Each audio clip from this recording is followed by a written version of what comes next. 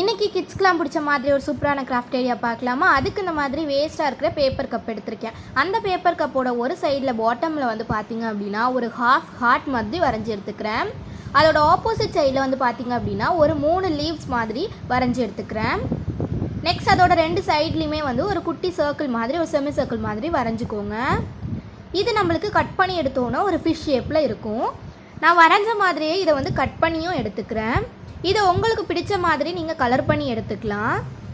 நான் வந்து பார்த்தீங்கன்னா orange colour sketch pen use பண்ணி கலர் பண்ணியிருக்கேன்.